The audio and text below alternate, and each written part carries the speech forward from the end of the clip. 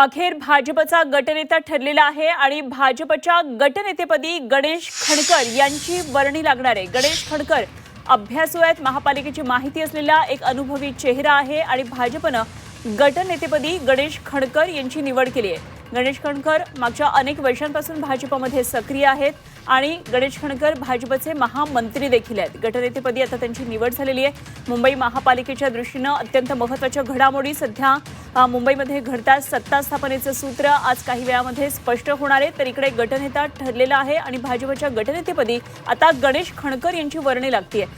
ओम देशमुख आमचे प्रतिनिधी या सर्व घडामोडींवर लक्ष ठेवून जाणून घेऊया ओमकडून या संदर्भातले आणखी तपशील। ओम, गणेश खणकर एक अभ्यासू चेहरा म्हणून ओळख आहे, महापालिकेची माहिती असलेला एक अनुभवी चेहरा आहे। गटनेतेपदी खणकरांची निवड झाल्याचं कळतंय। बरोबर आहे। खरं तर अनुपमा, आपण पाहायला गेलं तर 15 दिवसांपासून भाजपचा गटनेता कोण असेल किंवा एकंदर या सगळ्या घडामोडींकडे सर्वांचंच लक्ष होतं।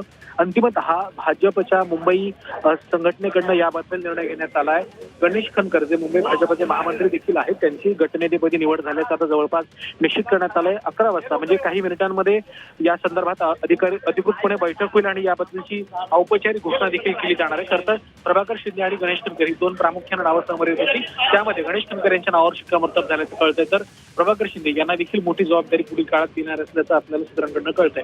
त्यामुळे अंतिमतः भाजपच्या गटनेतेपदी कोणाची वर्णी लागणार या प्रश्नावर आता उत्तर मिळालं। त्यामुळे गणेश खणकर यांच्या नावाची थोड्याच वेळात अधिकृत घोषणा मुंबई भाजपकडनं आणि मुंबई भाजप अध्यक्ष अमित साटम यांच्याकडनं महापालिकेच्या मुख्यालयातील सभागृहात केली जाणार आहे। अरुण, ठीक आहे, जरूर या घडामोडींवर लक्ष ठेवून राहा ओम। अशीच ताजी माहिती वेळोवेळी जाणून घेत राहू। तुर्तास धन्यवाद। ओम देशमुख आमचे प्रतिनिधी आपल्याबरोबर होते।